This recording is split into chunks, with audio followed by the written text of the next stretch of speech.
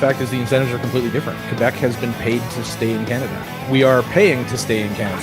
Welcome to the show that the fact checkers warned you about. The one that debunks the mainstream narrative and gives you high signal, actionable content that helps you navigate the cloud world. It's Bomb Thrower TV with your host, Mark Jeftovic.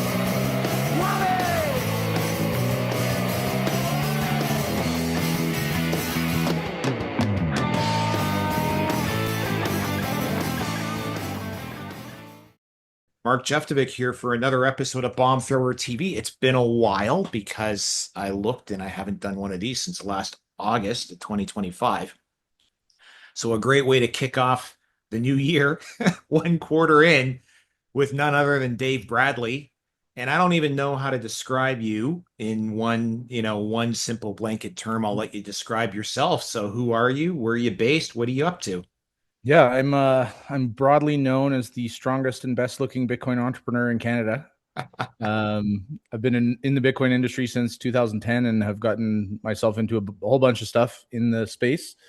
I run a couple different companies and am involved in a few others. And I run a conference called the Bitcoin Rodeo out of Calgary, Alberta here where I am. And you'll notice that I don't say any names after the word Alberta because that's what I hope we're heading towards, is a time when I don't have to say Calgary, Alberta, Canada. Well, that's on my list of things to talk about, and we'll probably get there perhaps sooner than later. 2010, I got involved in Bitcoin in 2013, and I kind of thought I was late to the scene, but I don't often meet people who were on scene earlier than me. So how did you get there in 2010? Yeah, I was looking up video cards for gaming, and I was like on a Reddit thread or something like that, and somebody was like, "Oh, if you buy this one, you can mine Bitcoin with it." And then it kind of hooked in my brain, and I did the thing that everybody does when they hear about Bitcoin, where they like, "Oh, that's interesting," and then you don't take it seriously for a little while, and then you come back like sometime later. And for me, it was like when I circled back some months later, it was like Bitcoin had just hit $1. And I was like, oh, if these are worth more than a regular dollar, this could be a big deal. And little did I know. Yeah, little did any of us know. I mean, I'm not here to talk about my past, but part of my story was we started taking e-gold in like the early aughts, which was like a digital gold currency. I don't know if you're familiar with it. So for me, it was this instant pattern recognition. And where e-gold failed because it was too centralized, like it seemed like Bitcoin solved that problem, So it was kind of an instant pattern recognition for me. And then just kind of, so what did you do? Did you mine it in the early days or? Yeah, I was a miner. So it was a lot harder to find information about Bitcoin, obviously, back then. And there wasn't this wealth of information about hard money, really, right? And that wasn't really even in the discourse. I was looking at Bitcoin as just a way to make more dollars. And it worked out that way back then. Because, I was mining it in my basement. I was selling it on a website called Local Bitcoins, just meeting up with people and buying more video cards and mining more Bitcoin. And then eventually 2013 rolled around and it was starting to get hot once again. And we opened a physical store here in Calgary called Bitcoin Brains, which is now my handle on everything. And it was, I think, the first like physical brick and mortar Bitcoin store in the world. It's the first one that I know of anyway. Yeah. And so what was it that flipped your brain from Bitcoin as a way to load up on more dollars to like, no, Bitcoin is the thing that I want to trade dollars for? Yeah, it's a couple things. One is you just get like really smacked in the face by your high time preference. Yeah. And, when you make decisions, like everybody who's been in Bitcoin for a while has a story about like selling Bitcoin to buy something that, like, yeah, mine's embarrassing. Yeah, and like I'm not going to get into mine on the air, but I'll tell you sometime. But there's, you know what I mean? Like you buy something and then you're like, oh, I could have actually bought 10,000 of those if I would have just waited. Yeah, and it kind of starts to reshift your thinking on how Bitcoin functions as a savings tool, and that's that's kind of like the ground up intellectual journey. I think is you just start to see the results, and then you make your conclusions based on the results.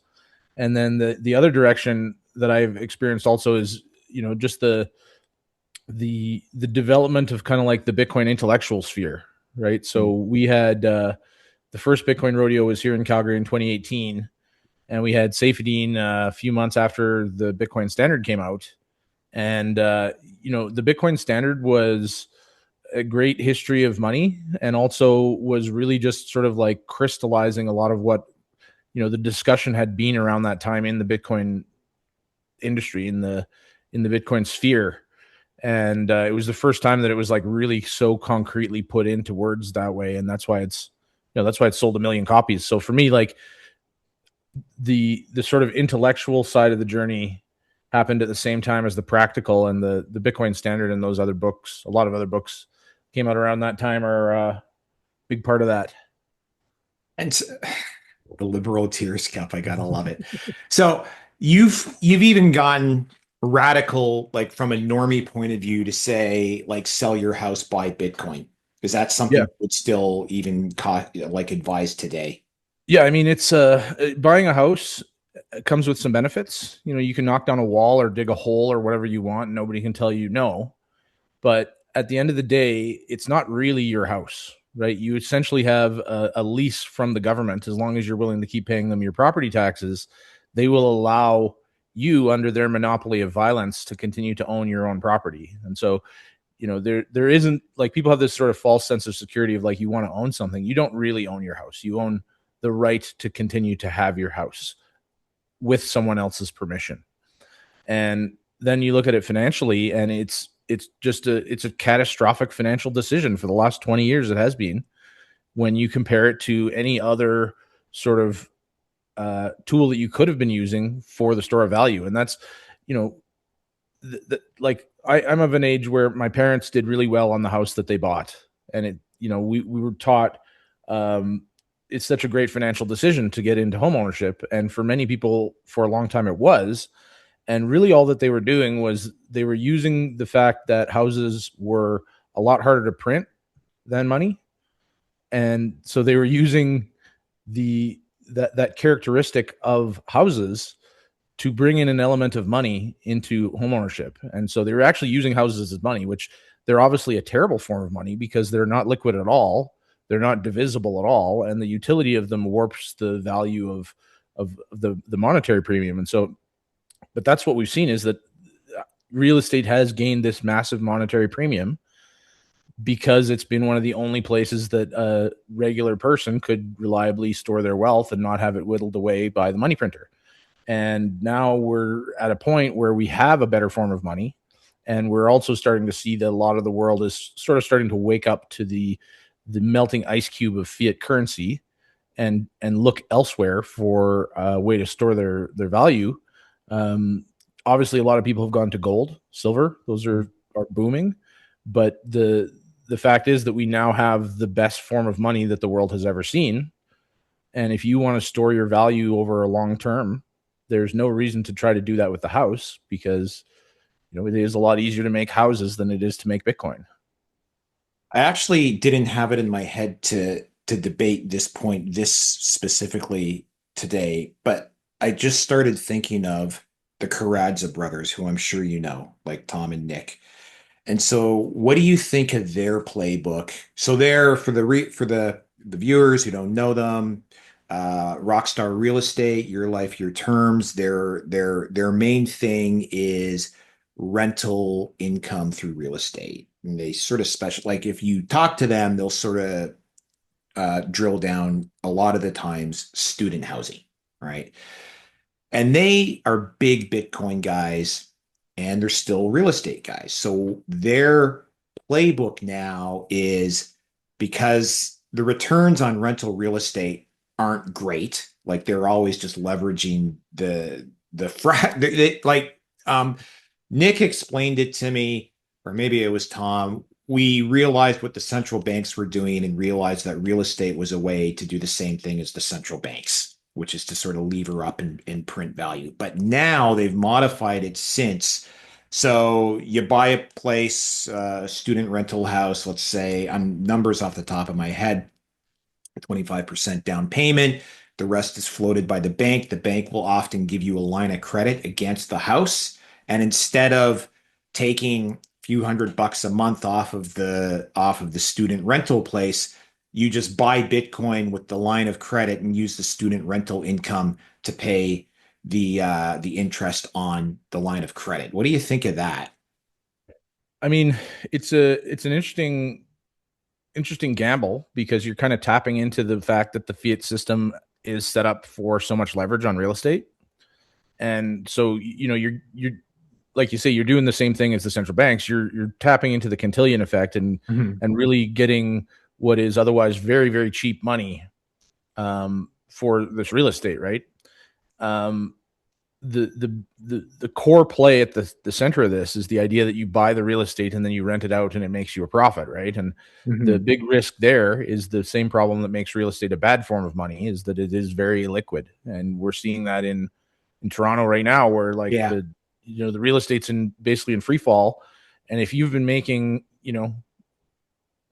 like if you've been making 10% on your investment for the last 3 years on a house that you bought in 2023, like you're screwed, right? Like you've wiped out all your gains, you've lost more on your principal, and you still don't know how to get out of that asset. And so it's a bit of a risky play, that whole circle, Mhm. but you're kind of betting on like, is this going to continue? Is the sort of like musical chairs kick the can down the road game of the current global fiat economy going to continue for a while longer?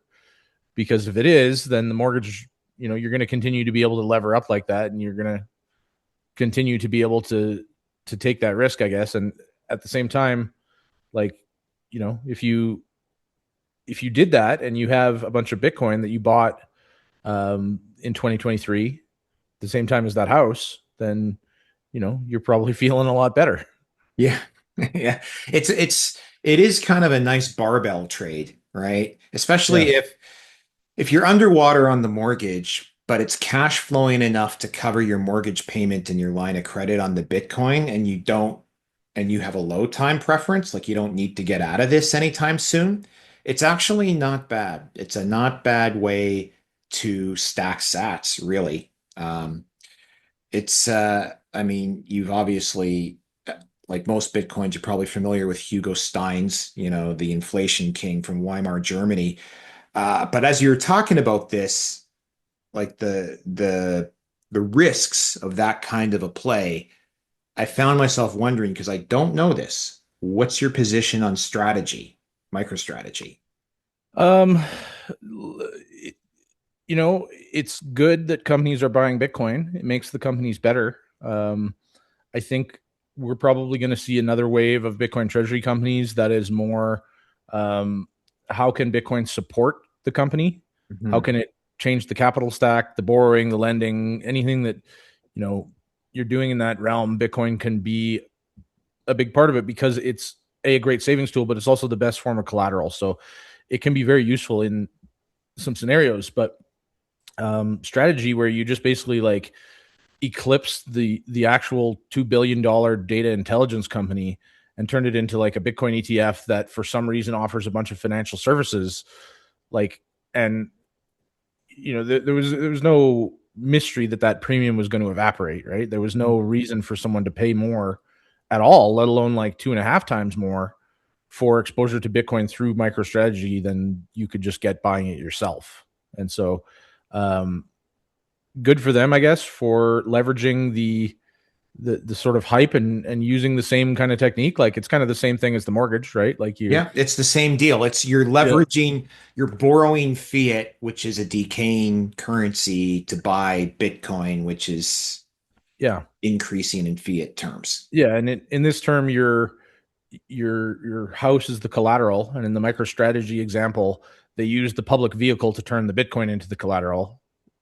And so it's pretty similar, but it has the same risks, right? And to your point, you were saying about cash flow, like if you can wait and you have the cash flow, then you're great. But part of the thing that we're likely to see, you see how house prices plummeting in Ontario. that's going to have a downward pressure on rent because more people are going to be able to afford homes. You know, they'll move out of rentals, and generally the monetary premium on housing is evaporating. And so the likelihood that your cash flow on your rental properties goes down significantly as we see the sort of air let out of the bubble, which, you know, that's what we're seeing right now. It's a kind of a gradual rather than a pop, but it is definitely deflating. Yeah, it's kind of a lot of things are deflating right now. Like even Bitcoin's off the highs. Gold and silver very volatile. The stocks, we kind of, I mean, they're still near highs, but feeling a little weak, little rolling over. Uh, I think a lot of that is, uncertainty around what's going on politically in the world. I mean, we can get to that in a minute as well. What I was going to mention about strategy, I was waiting for years. Um, I hold MicroStrategy. They're in the Bitcoin capitalist portfolio. I'm like, okay, they're going to turn this data analytics company into something in the Bitcoin economy. And they've never really done that. Like, I haven't seen it happen. I don't know if it's going to happen. Yeah, I don't know if there's a I don't know if they want to, right? There's kind of this thing that gets more complicated as your company gets as you like if we were evaluating MicroStrategy's business units, they would not be a like, 10-figure, 11-figure company, Yeah. right? Yeah. I they mean, if the data analytics business, because data analytics is a hot sector, right? If it was growing like in terms of whatever, Snowflake, Datadog, one of the big ones, then it's like, okay, we get it. And there, I think you touched on that earlier, where a Bitcoin balance sheet, a Bitcoin treasury can sort of not necessarily supercharge a company, but like really give it a solid foundation. Like I always say, Easy DNS, uh, my main business was the original Bitcoin treasury company because we started taking it in 2013 and we just never sold it. And then now I think Bitcoin treasury companies as a sort of category are a little past their use by date because again, we have ETFs, right? There's no point. What you need to do is figure out how you're going to use that Bitcoin to further the aims of your company. I mean, we've got LQWD here in Canada, Liquid. They're an actual operating Lightning company. They like operate the only global Lightning network in the world. And you see them actually deploying things and developing things that are based on the Bitcoin economy. Um, I like, I call it the Bitcoin HODL Code concept, which nobody's really doing except maybe us, which is where you can collateralize some of your Bitcoin, a little bit of your Bitcoin, and you can like do an acquisition with it. And then you can use the cash flow from the acquisition to pay off your Bitcoin. And MicroStrategy, I did some back of the napkin math. I mean, it would not be a trivial undertaking, but MicroStrategy could take a very small portion of that huge HODL. They could collateralize it 2 for 1, right? And they could buy, bit farms or, a much bigger deal would be Marathon, which is like, I think an 11 billion, 12 billion enterprise value now. But that would like put 900 Bitcoin a month into the treasury just on its own. But so here's the question. Now that Bitcoin has mainstreamed, right? We have ETFs, we have regulatory clarity, we have supposedly a Bitcoin president in the US, which I don't really buy. We've had arguably, it was safe to run Bitcoin companies in Canada, aside from like being debanked half the time by like Royal Bank and others, but like you wouldn't go to jail for it. Um, Now that we're here, we've arrived, so to speak. What do you like? I see a lot of disgruntlement among the Bitcoin community. Like, yeah, it wasn't supposed to be this. Now we're just shilling for suits. But what's your take on that? the saying is always Bitcoin is for enemies. Mhm. So like we can't stop the suits from using Bitcoin. We can decide whether we sell them our Bitcoin, and Right. Yeah. they can't stop us from using Bitcoin. So it's we the sort of like anarchist basement nerds that got into Bitcoin earlier. We have the lead. So we're all still early. Anybody who's getting into Bitcoin now is still very early. And if you're talking about like a large scale consumer adoption, right? Like the majority of people still do not own Bitcoin, have never owned Bitcoin. And so there's a lot of market left to capture there.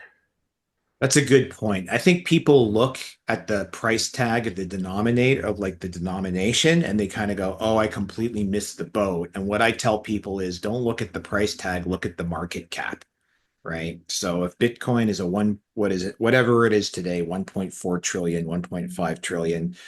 And what's gold now? Like 25 trillion or 20 trillion, so you look at those comparisons, you look at like Apple, you look at Amazon, it's significant, but it's not absolutely huge. And I see, I think in the future, Bitcoin is just headed towards like 10 trillion, 15 trillion, 30 trillion over the next decade, decade and a half, because, there's no other alternative, really.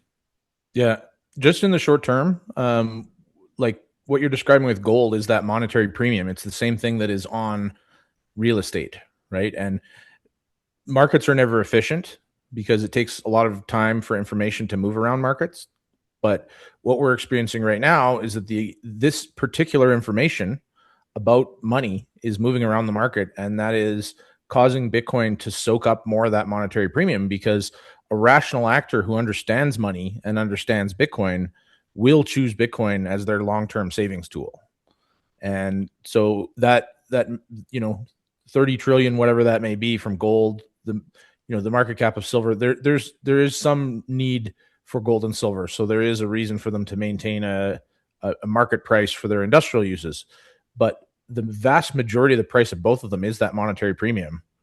And Bitcoin is going to eat up that monetary premium. And that's the first step. I think we're headed into a decade or like you say, maybe a decade and a half of global currency wars that we're already seeing start. Yeah. I would expect in the next 5 years, we're going to be down to about 6 or 7 currencies in the world, including Bitcoin. And the sort of big regional ones will have gobbled up everything. But, they're all going to be fighting for that monetary premium. And, it's kind of just math at the end of the day. Like they'll fall one by one, and the weaker currencies like the Bolivar or the Argentinian peso or whatever are going to fall first because they've been printing much more aggressively. But at the end of the day, our Canadian dollar is not much better. We've been printing very aggressively also. I was going to And ask you, is the loonie going to make it or is the loonie not going to make it? no, the loonie's not going to make it. It's No. there's no real reason for it to exist. There's no use case for it in international markets. There's no like there's no way to get anyone outside of Canada to use it. And there's like I said, there's been a massive amount of printing. We've printed more than any other developed nation, and we're lucky that things are not worse given how much they've printed of the Canadian dollar. But I see a path where the very high likelihood is that Alberta will not be part of Canada in the very near future, and I'm fairly certain that will lead to Quebec following suit. And from there, it's like what's holding the country together at that point. So Well, we were going to get there, so we're here now. I was going to segue because I think being Canadian, even nominally for now, if not, if you quit the program psychologically, um, being Canadian sort of gives you a unique sort of Bitcoin centric view on the world if you're aware of what's going on because of the money printing has been quite bad here in Canada. And then, of course, the Emergency Act, the emergency powers, seizing of the bank accounts, martial law happened right here in Canada to us, G7 nation, can never take that away. That left an indelible scar on me, probably you, a lot of people we know. Uh, and you just set the table for some of that. You think it's just a matter of time before Alberta's out the door. Did you hear like Francis from Bull Bitcoin was on with Joey from Canadian Bitcoiners about a week and a half ago, and he actually said it's more likely for Alberta to go than for Quebec to go, and he kind of laid out all the reasons why.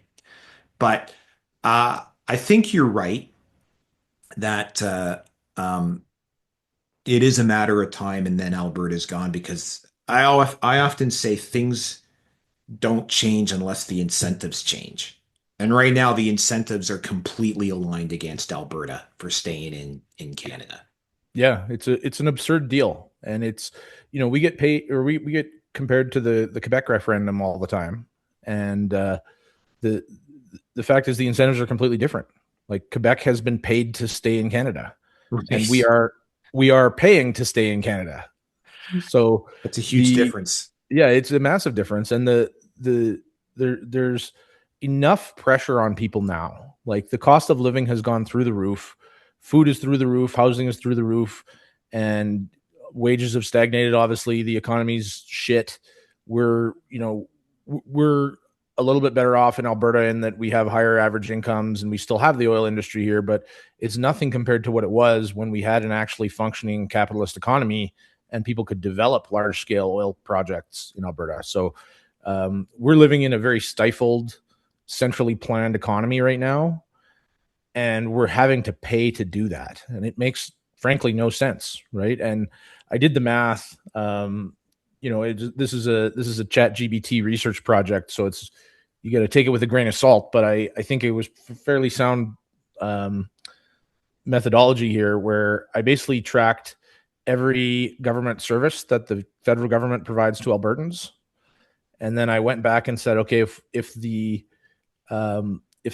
provincial government was going to have to take over all of those services and provide them to Albertans at the same cost for the same services, which is quite a low bar, I would say, because Yeah. the government is not exactly known for providing quality of anything to anyone ever. But if we were to just hit that very low bar, and the entire savings that we get from our federal income tax and the transfer payments that go out through our federal income tax, if we were to take that entire savings and just put it into a straight up tax break, the average Albertan would save $17,000 to $25,000 a year. Like, the incentives are very clear. Who's not going to vote for themselves to get $17,000? And it's just a matter of people understanding the scope of the larceny that we've been through. And I think the average Albertan is starting to wake up to that. And a big part of that is just because the scale of the theft has gotten so extreme that it's putting a lot of pressure on people's lifestyles. And you start to send people to the food bank, and that's when things start to change. Well, let's look at that a bit. So, when was the election? It was April 2025, right? So, like, it's close to a year ago. I was, so I have never been as wrong about the mind of the public and as disappointed in the Canadian public as I have been since the last federal election.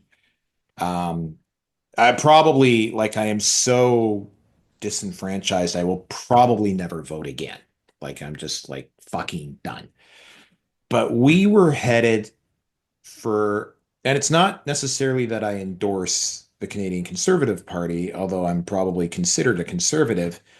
But after 10 years of incumbent mismanagement, right? Like, just the entire country becoming a laughing stock internationally, right?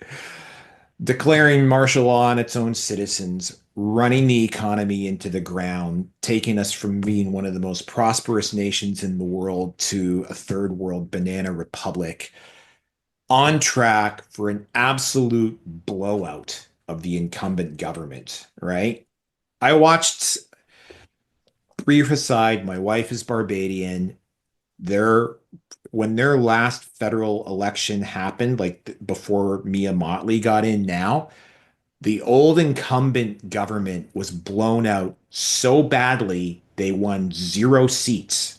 And because of the Constitution and the Parliament there, one of their own party had to cross the floor in order to form an opposition party because the incumbents had been just destroyed, like just utterly annihilated. And that's what we were headed for in Canada. And then all of a sudden, Donald Trump, 51st state, elbows up, boom, the whole thing changes. Okay. Now we have a quasi majority government re upped. I Alberta actually went almost all conservative. The Albertans didn't buy this for 1 second. Let's start there. Yeah. We you know, we've got our foot in the door of liberty, I would say. And if you talk to the average Albertan, you know, there are still too many people who are fooled.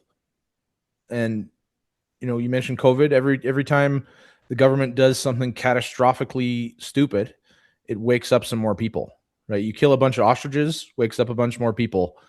And you know, I was kind of in the same spot. I think Donald Trump very deliberately picked Carney to win. Yeah, he did. That 51st state stuff was like just came out of nowhere at exactly the right time to give Carney the boost.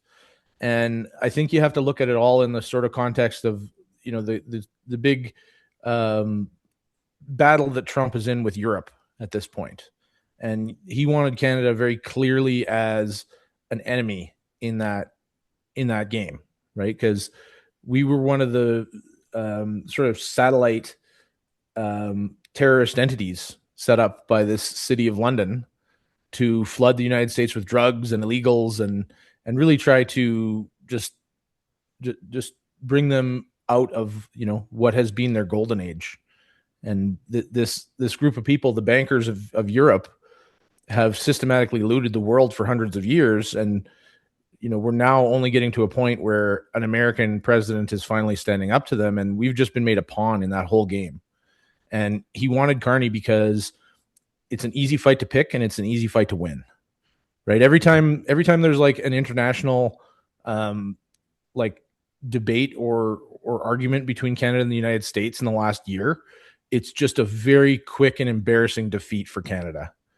Like, oh shit, we sorry, like we're gonna have to take back what we said last week, and we're not actually going to do the tariffs that we said that we would do on you if you take away some of the tariffs that you did in return, and we end up in an objectively worse situation every single time. It, you know, there couldn't be a politically easier person to beat than Mark Carney, because Carney doesn't really care. Like he knows Canada is over. He's not a Canadian. He's from Europe as well. He worked for the Bank of England, right? He's a pawn of that same European banker class, and he is currently in the process of looting Canada for that European banker class, and it's incredibly transparent. Now, do you think that is the reason? Like, no one really disagrees that, you know, Trump, however you think about him, tipped the scales in Carney's favor. The question is why, right? You laid out your reasons why. I used to go on Steve Bannon's show on a fairly regular basis, and I was kind of like carping at him one night. I'm like, dude, we fucking had this in the bag until your guy opened his mouth. And he basically more or less, either he was joking or whatever, but he said, 4 more years of left-wing Marxism in Canada, and we get Alberta with all that oil and gas. What's not to love? And that to me feels like probably the main motivator to tip the scales. It's sort of like, whatever, what do you call it? Destabilization operation, right? Like, Yeah. Alberta's on the verge of getting out. Let's make sure they're out. If Alberta separates, when Alberta separates, do you see that as a sustainable separation? Do you see Alberta eventually becoming the 51st state? Does it matter? Yeah. So I think you're right in that sense. Like, it's an accelerationist view, basically, right? Of like, let's just burn this shit down. Yeah. There's there's very little appetite to be a 51st state here. Mm-hmm. Like, I don't know anybody who wants to be the 51st state. And I don't know that it necessarily matters that much from the perspective of the Americans, whether we become the 51st state, because what they really want is access to our oil and access to our markets, right? We want free trade with the United States. And I imagine that an independent Alberta will have a very favored trade deal with the United States that hopefully comes with a very large pipeline. You won't have any trouble getting those approved. Yeah, exactly. Right now we're also paying a premium. This is kind of the situation that we're in as Albertans, is we're paying premiums everywhere we look to parasites attached to us. We're paying a premium to essentially Warren Buffett because we don't have enough pipeline capacity, and so a lot of oil has to go on a train. Yeah, and that works out to about $18 a barrel to transport on a train, and so it's a massive drain. That's another. If we had that pipeline, it's more like $3 to $5 a barrel to move oil through the pipeline, and it's just more value being siphoned out of our country. And so I see and hope for a time when Alberta is just a fully independent nation, and we have good trade relations with our neighbors, the Americans, and whatever is left of Canada. We're obviously going to have our good relations with our neighbors in the West here, but our neighbors out east, I think you guys need some pain out there. I think we got pain. Yeah, I think that pain, man. I don't want any more pain, but we're getting it. I think that the harsh realities of collectivism need to settle into the homes of people in Toronto and Montreal a little bit more before they'll take the blinders off. Montreal, I guess, is starting. Don't you mean the warmth of collectivism? Isn't collectivism warm?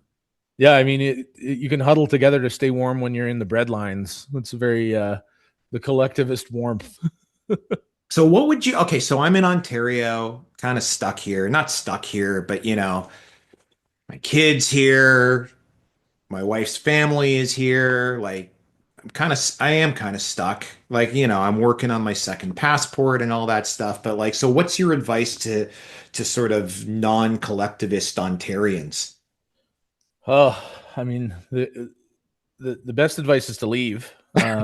We are going to get an amazing migration in the next little while. I know a bunch of Bitcoiners have already moved to Alberta. Some have brought Bitcoin businesses here to Alberta as well. And I saw a hilarious article from the Globe and Mail that 40% of Albertans might leave if we become independent. And that's a hilariously stupid number, but like, sure, go ahead, right? And I think we will get a migration in both directions, where the blue-haired crazies and their old white ladies that are so hysterical about, they're hysterical about everything, frankly, but they're hysterical about anything that touches the right-wing sphere. Those people will hopefully be moving down to your neighborhood, and so it's going to get even worse here. Yeah, it is. And there's going to be an incentive for all of the smartest and most useful people in Canada to move to Alberta. We're going to have a tremendous number of business owners, just all the useful people will want to move there, and we'll be in a position, I believe, where like you said, you're working on your second passport. There's all these other places that you can go in the world that are kind of like freedom outposts. You can go to Panama, or Costa Rica, or Paraguay, or wherever, and you have, in most of those places, a bunch more freedom than you do here. But they all come with a trade-off, because none of those places are in the first world. Yeah. And we could be the first freedom jurisdiction in the developed world in modern times, and that would provide us a huge advantage in going into what I believe is basically the playing out of the thesis from the book The Sovereign Individual. Yeah. Where nation states are going to fracture into much smaller entities that become much more like service providers to their citizens, who become much more like customers, and those nation states will have to compete for the most valuable citizens. And we're just sort of at the tip of the iceberg of that. And I think Alberta is really well positioned to get a big influx of that kind of, of that those kind of people. And there may come a point, like it would be a tough sell for you probably right now because it's all speculation. But once we've got there, and you could look at your family and say, hey, we're going to save X amount of money if we move to Alberta. Your wife's family might be willing to move if there's a big ticket on that says they're going to save a lot more money. And so we'll see what the world brings. But like, if you got to stay there, like I would just, keep my head down. You don't want to attract the attention of the woke mob. You don't want those people's attention. You don't want don't have to rely on the state for your safety against radical leftists, because that won't work out very well. So yeah, you're really on your own here. It's actually like I got that side project that Joey and I and a couple other people are spinning up called ready.ca, and that's the slogan.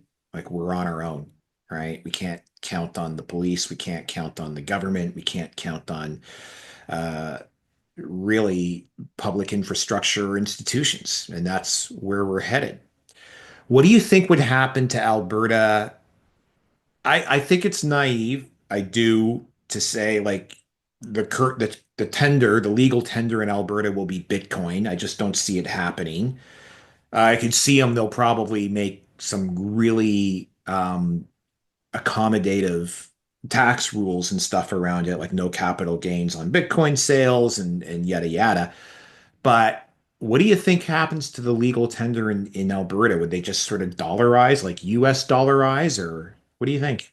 yeah, so there's a bunch of possibilities. We do have a Bitcoiner as a premier. Yeah, that's true. Yeah. Danielle Smith is a Bitcoiner, so that's a positive. There have been talks about setting up a Bitcoin reserve for the province, and there's a really strong Bitcoin community and industry here in Alberta. So if anywhere's going to do it, we have a chance. I suspect there'll probably be some negotiations on separation, and we're probably going to we're going to be going one of two paths. We're either going to negotiate our way out of confederation with Canada, which is plan A. It has to be plan A. We live in a high trust society that based on the rule of law, and we have a constitution that we would like to follow on the way out. And that constitution requires an intellectually honest response from the government of Canada, which I'm quite certain we will not get. So if we vote to separate, they're not going to just let us separate. They're going to try and sue us. They're going to try and stop us. They're going to try and do anything that they can through legal or illegal means to keep us from leaving the country. And if that becomes the case, at a certain point, the rubber hits the road and we just say, we don't care what the Supreme Court of Canada says. We don't care what the government of Canada says. We are unilaterally declaring our independence. And at that point, the discussion becomes a lot more like, what other kind of treaties are we going to strike? And so as long as we've got Trump in power, especially, we're really well positioned for Alberta to sort of have the United States as a backup to that plan A. And if we can't come to a fruitful negotiation on the way out of Canada, which will probably involve us paying our way out, then the plan B is we go to the Americans. And one of the things that we would have to offer the Americans in a very significant sense in any kind of trade deal, anything that came with any kind of military protection, would be that we would take on the US dollar.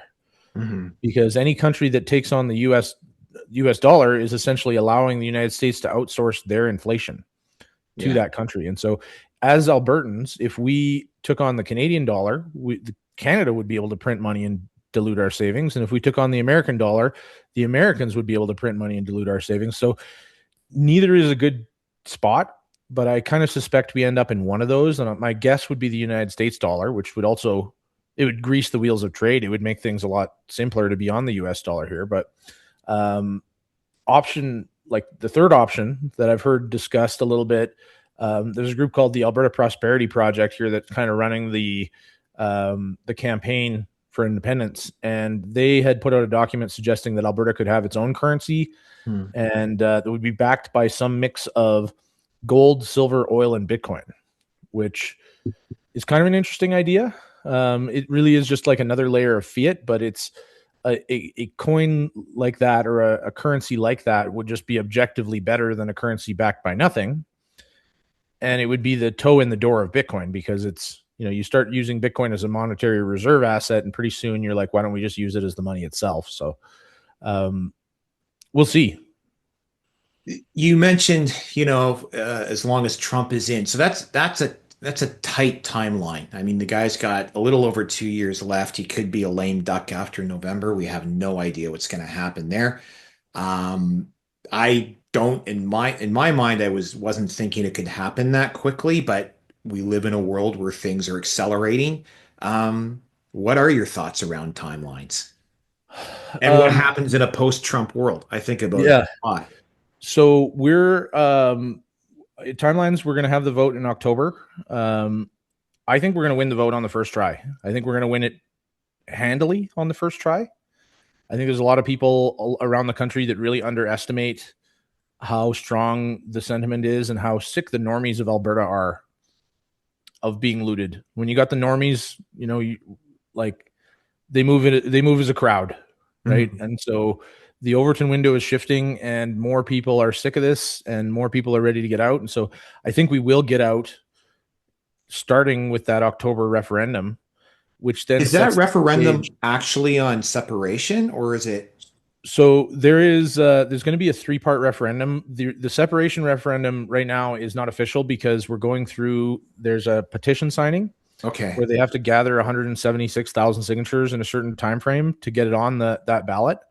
But it's going to, I don't think there's any chance that we don't get the 176,000 signatures. I think it's like we may get a much, much bigger number than that. I think they're trying to get a much, much bigger number. And so if we get to that number, there'll be 3 questions on that referendum. And it'll be one about independence, one about should we control our immigration, and one about should we renegotiate transfer payments. And obviously the answer is yes. We've already voted in a referendum to renegotiate transfer payments, and Ottawa has just been like, nah, We're don't not care. going to. Yeah. Yeah.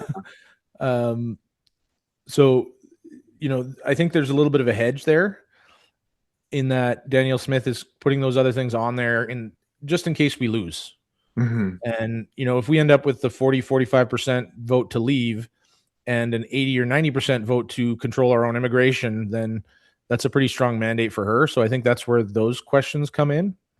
But yeah, back to your previous question, like if we do vote to succeed, then we then have this sort of negotiation pattern after the vote, where Ottawa is going to try and honeydick us every which way. They're going to say, we'll give you pipelines, we'll give you this, and we'll give you that. And it's all going to be a lie. And we're going to have to cut through whatever lies they're trying to tell us on the way out.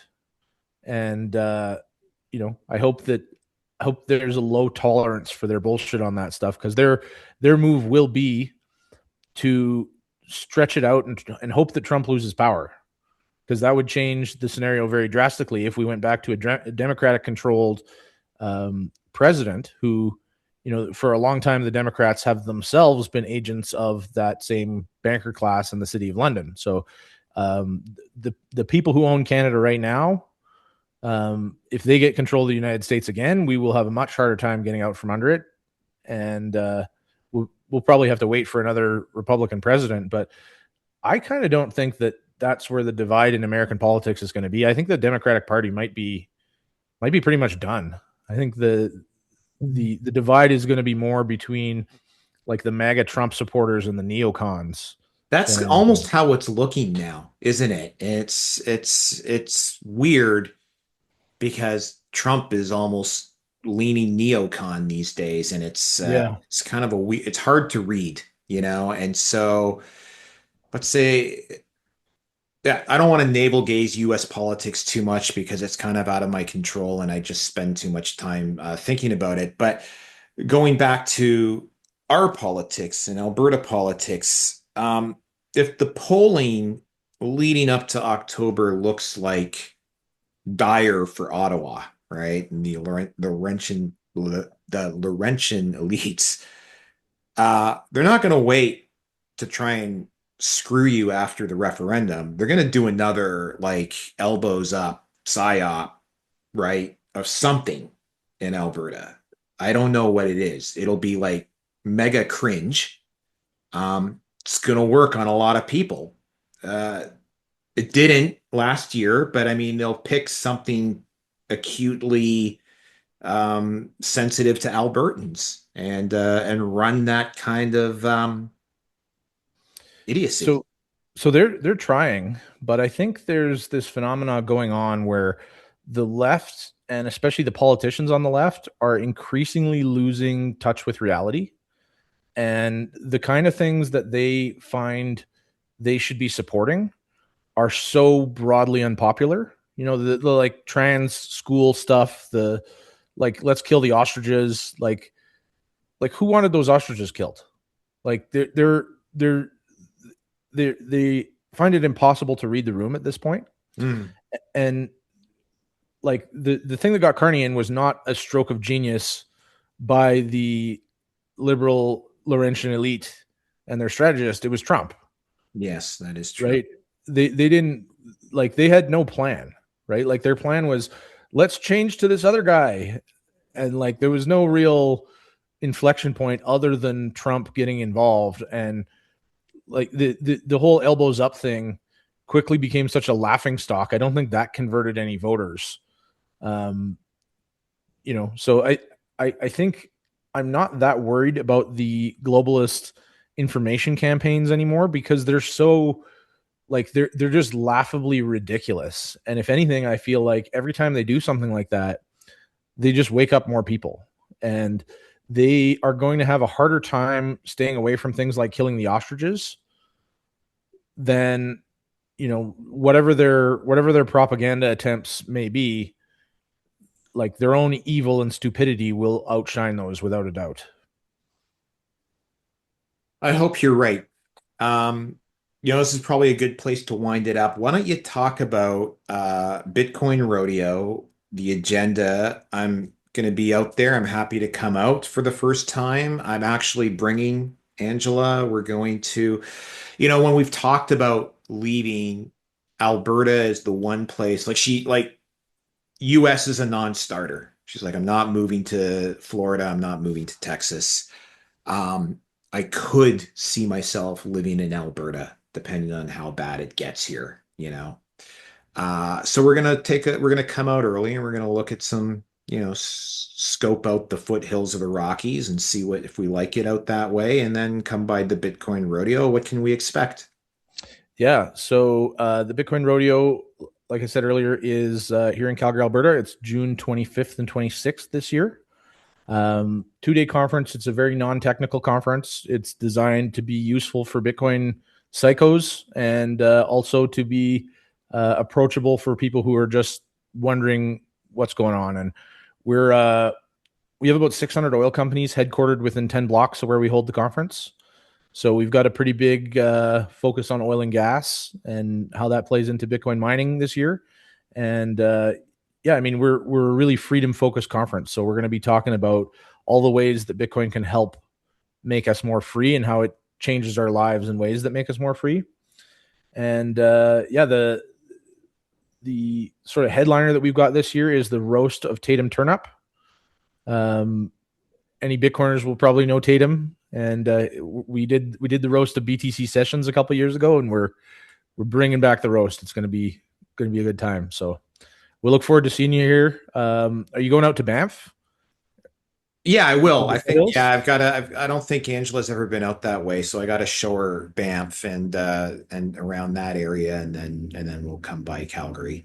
Yeah, definitely. It's a big part of the selling feature of the region is that you're an hour from incredible mountains. So yeah, take her out there and check out the Kenrick Hotel. Yeah, which, okay. They take Bitcoin and they give you 20% off if you pay in Bitcoin. So I didn't know that. Nice. Yeah, I'll check it out. Yeah. All right. Well, thanks, Dave. And then where else? Bitcoinbrains.com, of course. Yep. And Bitcoin Brains on Twitter, although I'm not that active anymore, but I occasionally pop my head up to argue with strangers. That's what X is for. All right, man. Nice seeing you again. We'll see you soon. Good talking to you. All right, Talk to you take it later. easy. Bye.